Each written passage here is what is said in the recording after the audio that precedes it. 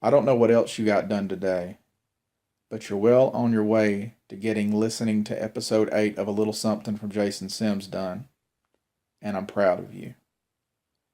It's springtime, it's Easter season, and I'm happy about both those things. I could complain about the pollen and the wasps and the tornadoes, but you know what? I'm not gonna. I want to stress at the top of this episode that the basic premise of the story I'm about to tell you really did swim into my frontal lobe while I was in some semi-dream state. You're about to learn just how goofy my subconscious is. I wish I had its central office's phone number because I'd call and be like, "What are y'all doing down there?" In other words, I was dreaming when I wrote this. Forgive me if it goes astray. When I woke up one morning, I could have sworn I had become suddenly aware of the secret connection between Albert Einstein and the 2001 DreamWorks animated film Shrek.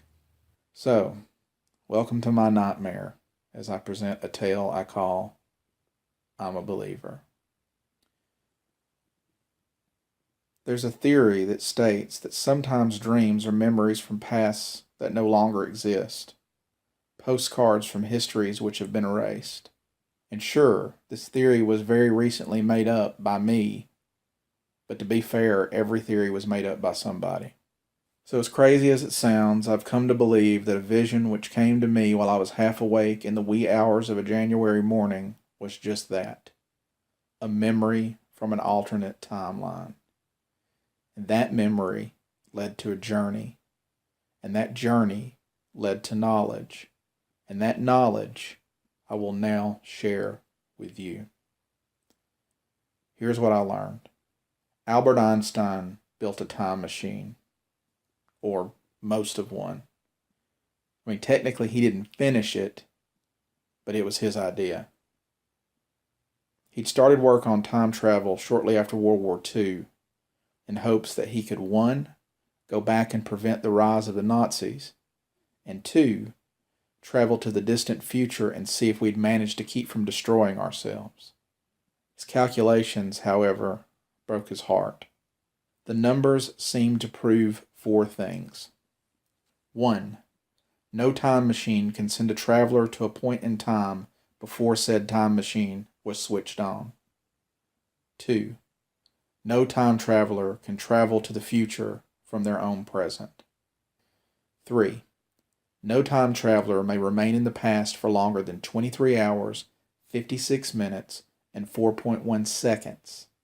And once that period of time has elapsed, they will automatically snap forward to a point in time exactly 24 hours from the time they originally departed.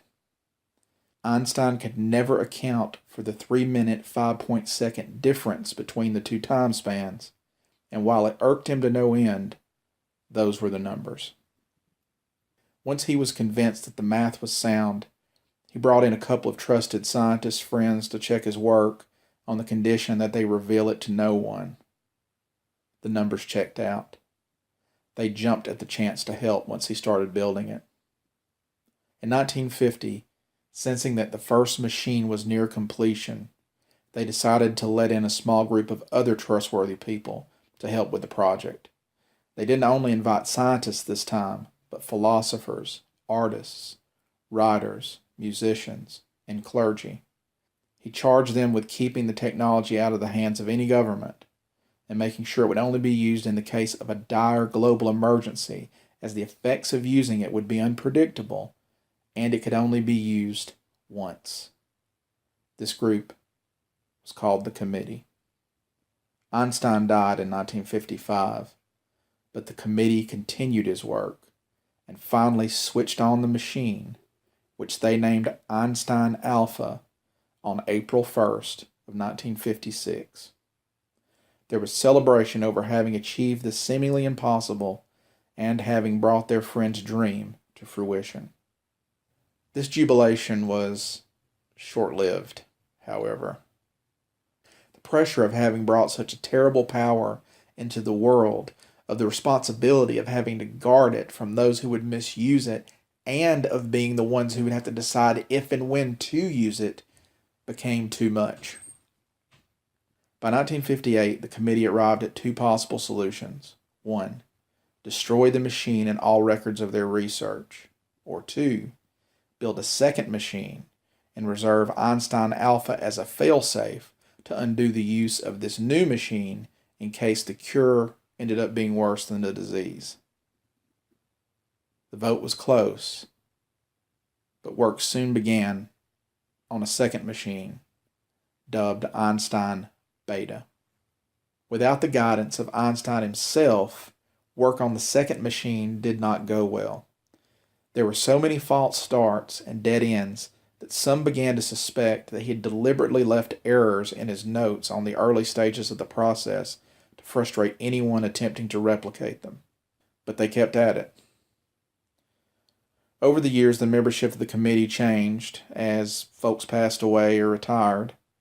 The vetting process was meticulous, and approval had to be unanimous before a person would be invited to join. But the process didn't start there.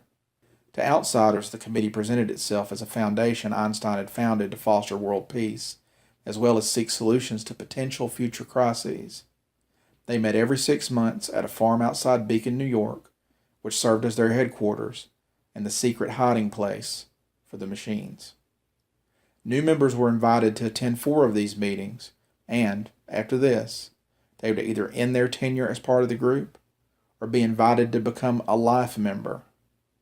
Only then would the secret of the committee's actual work be revealed.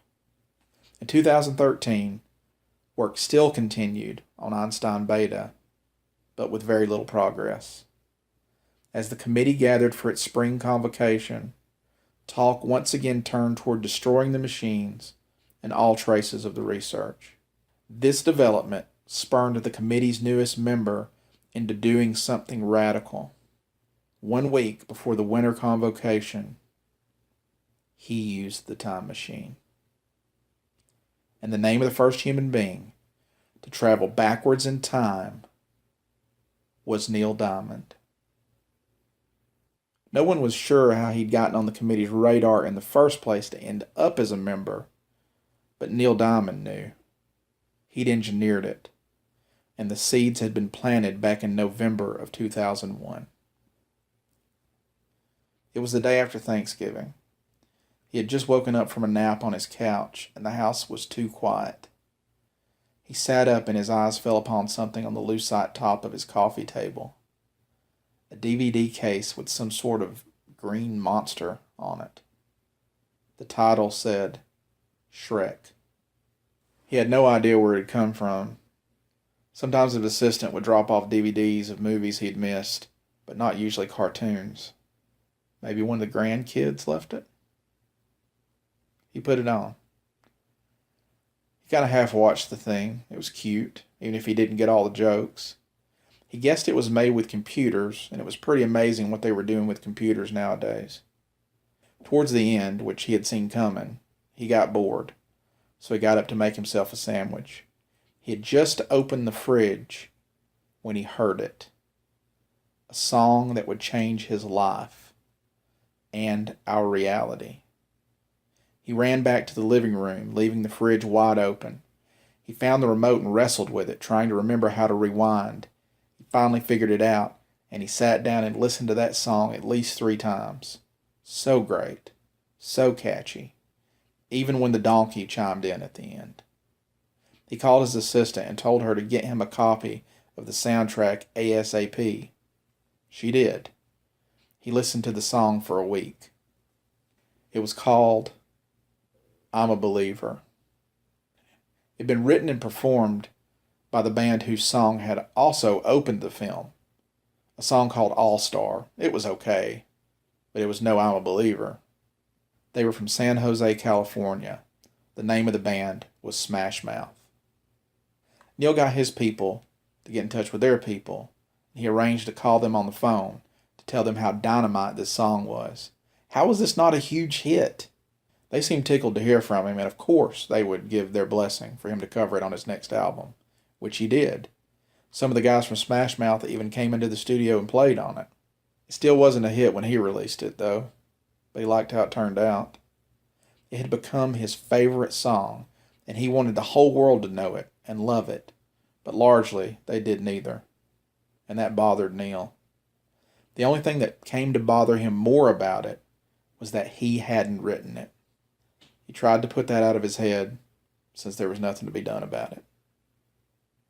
A couple of years later, he'd been talking into the wee hours at a party with a jazz producer, and somehow in the twists and turns of their conversation, it came up that this producer had heard from Herbie Hancock that not only did time travel exist, but Herbie had seen a time machine with his own eyes.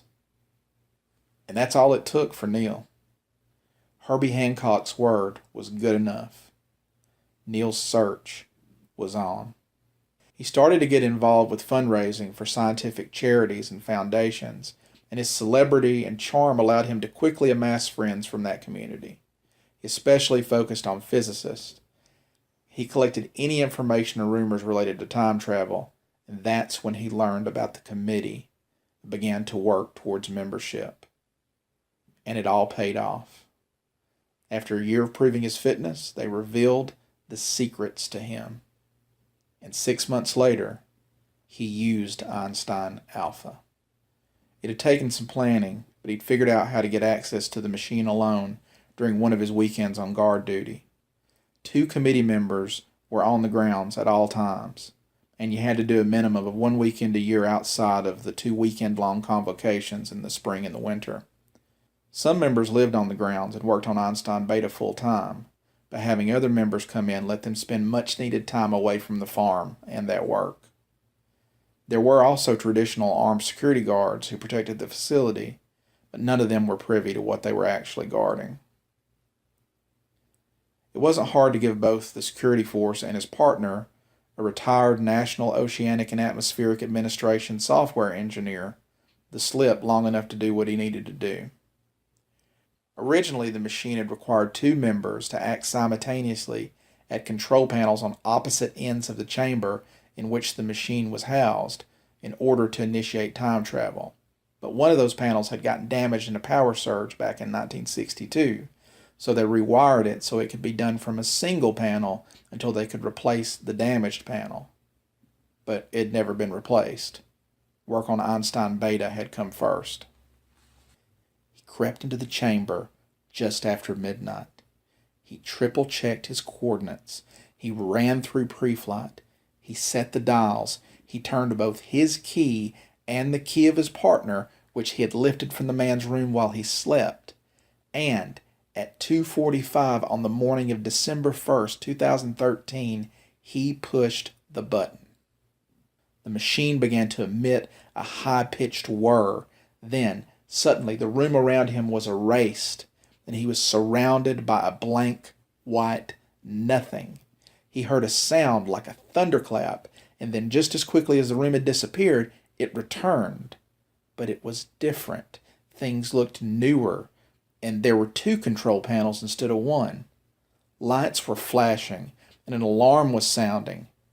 He checked the instrument panel, which showed the current date, July 16th. 1957.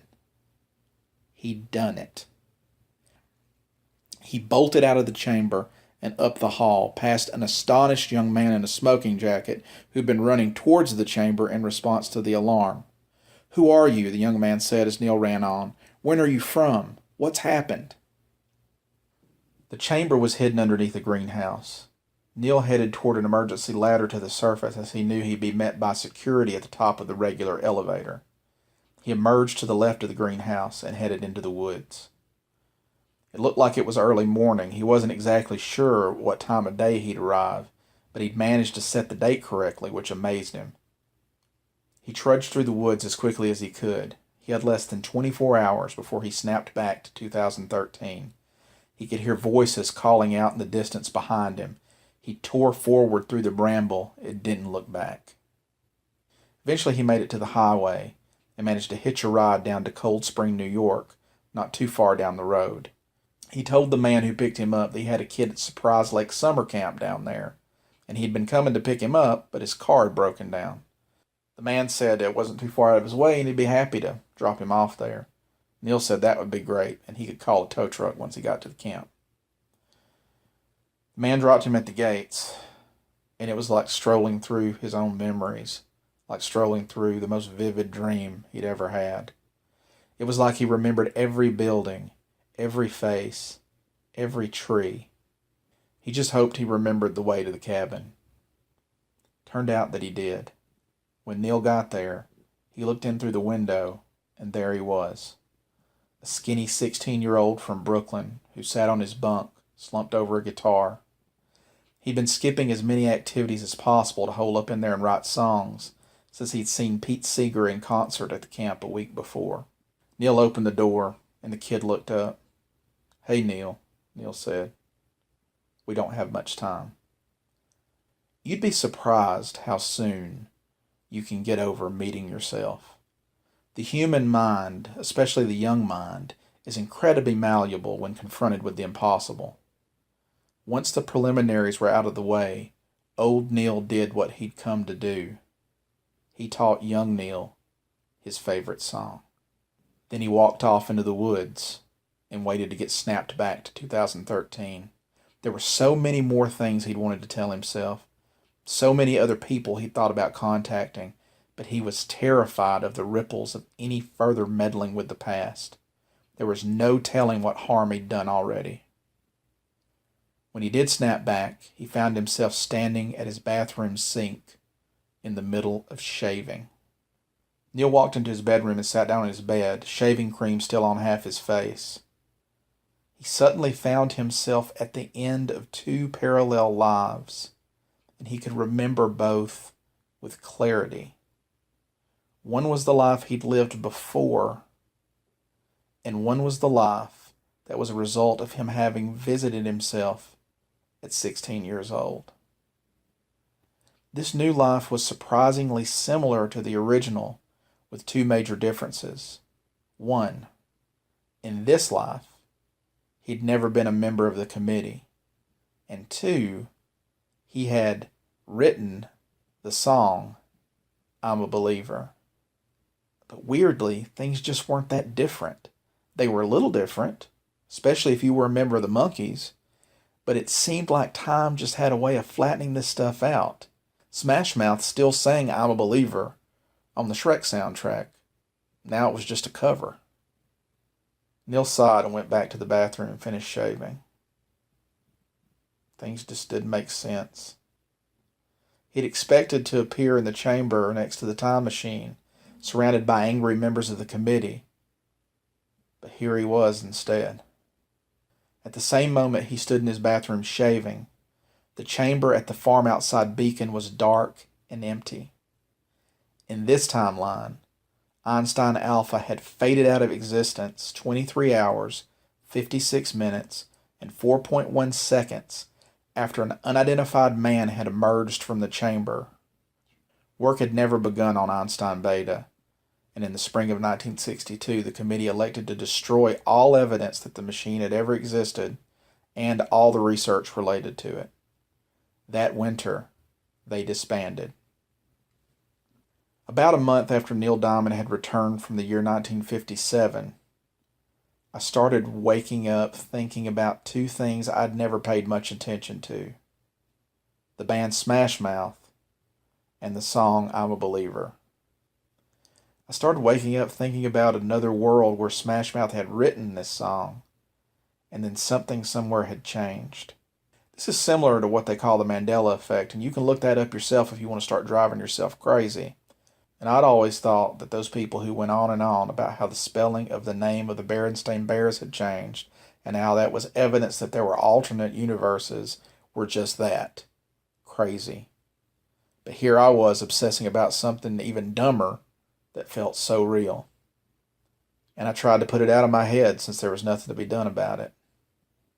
But I couldn't. So, long story short, I tracked down Neil Diamond.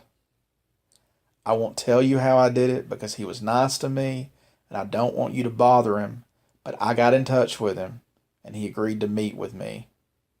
We had a chat, and that's when he told me the story I'm telling you. He also said that I wasn't the only person who remembered these things, and I also wasn't the only person that had contacted him about it. It was becoming pretty common, actually. And other weird things had begun to accumulate in his life. For example, he showed me this quarter that had been on his bathroom counter when he came back from 1957. And when you flip this quarter, it comes up heads 9 out of 10 times. He said there were other things, but he didn't go into detail. He said that after he'd first gotten back, the whole adventure seemed kind of pointless. It was a pretty dumb reason to burn the one functioning time machine, and in the end, it hadn't even made that much of a difference. But later on, after he thought about it, he said he felt better knowing that the pistol had been fired and wasn't lurking in a drawer somewhere in Act 3. The machine was dead, and now what we got was what we got, and we'd better make the best of it. Since returning, he'd used the same ingenuity that he'd used to figure out how to get into the committee, to piece together the story of the mysterious man who emerged from under the greenhouse, and the disappearance of the time machine, and the disbanding of the committee. He also made a point of meeting some of the people he'd remembered being committee members, and he said they all seemed more free, less burdened down than he remembered. He knew he felt that way. Maybe deep down that's why I did it, he said. I think maybe I was an instrument of whatever you want to call whoever's minding the fabric of reality, to snip a loose thread in a relatively harmless way before someone could come along and pull it and unravel the whole cloth. If that's the case, then it was worth it. After I had my chat with Neil Diamond, I stopped waking up thinking about Smash Mouth and the song. And I actually feel a little freer and a little less burdened down myself. And I've had time to think about everything he told me, and I have to say, it's crazy, but I believe him. I'm done talking now.